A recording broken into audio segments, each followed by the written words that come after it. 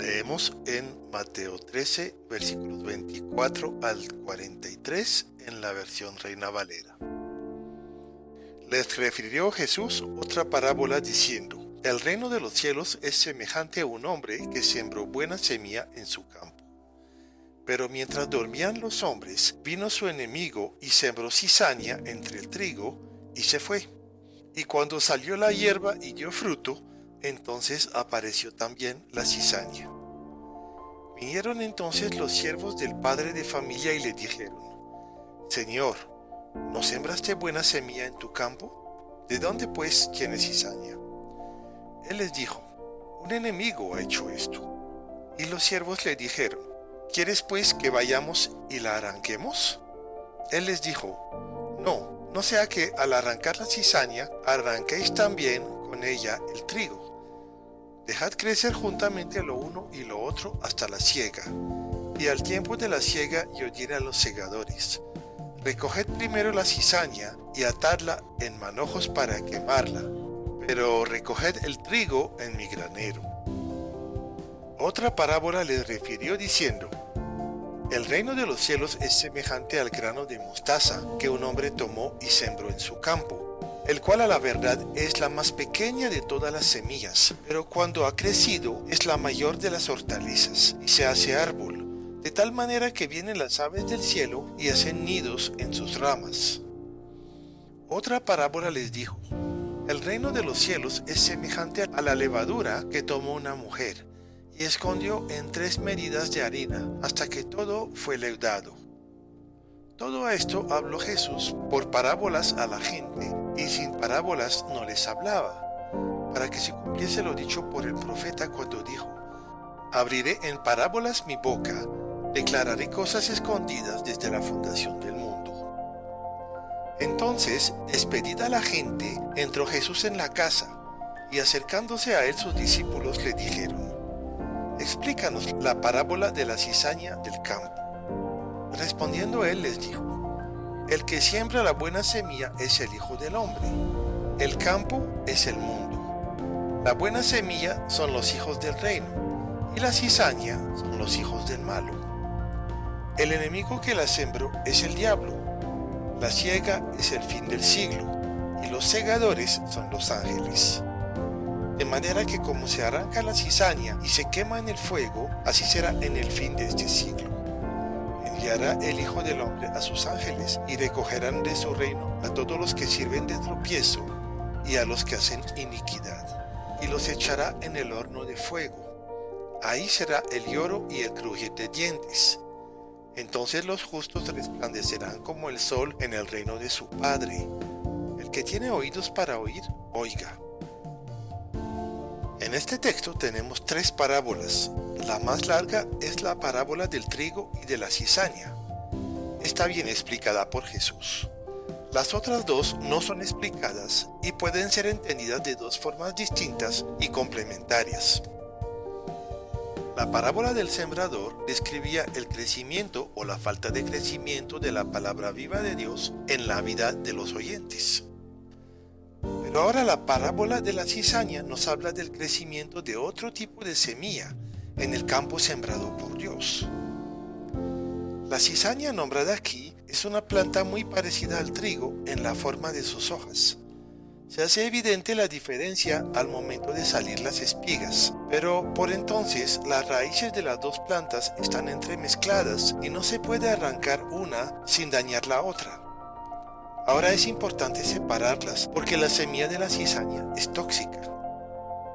Entonces la parábola reporta que Jesús, el Hijo del Hombre, sembró buena semilla, no semilla mala ni una mezcla de semillas.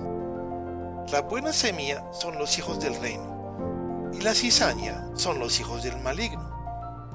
O sea que la cizaña son personas que no pertenecen a Dios, pero que se reclaman de Él, se parecen a los hijos del reino.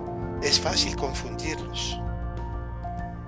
Existen enfermedades de las cereales que hacen que algunos granos se vuelven tóxicos. Eso también pasa con los hijos y los siervos de Dios. Todos tenemos algunos aspectos tóxicos.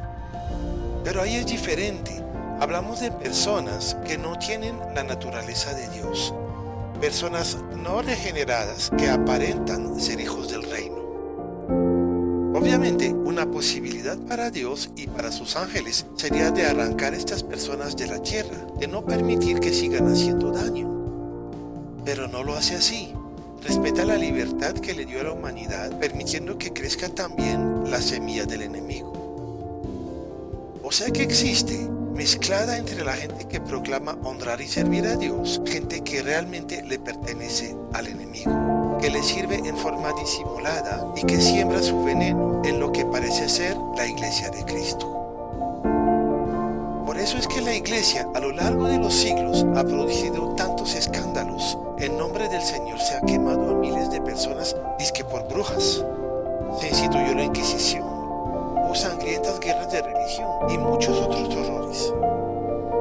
Es cierto que estas prácticas contrarias a las enseñanzas de Jesús han sido también las de cristianos sinceros, engañados por la mentalidad de su tiempo. Como yo les decía, todos tenemos aspectos tóxicos.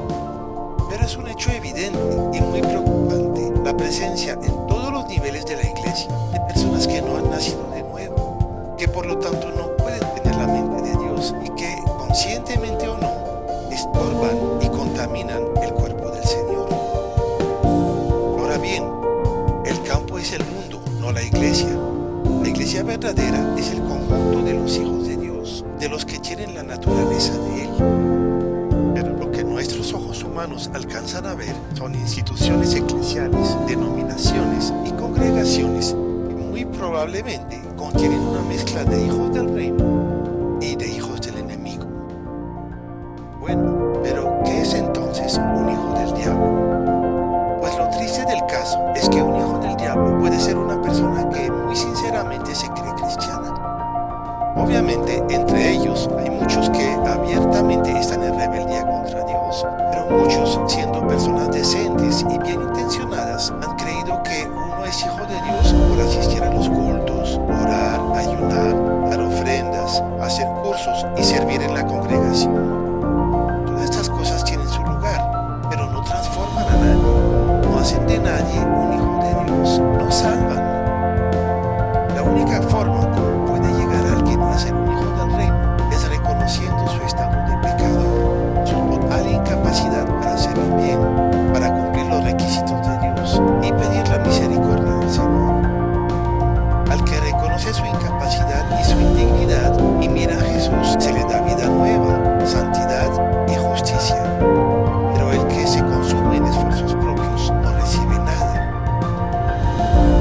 Bueno, hay dos parábolas más cortas enclavadas entre la primera y su explicación.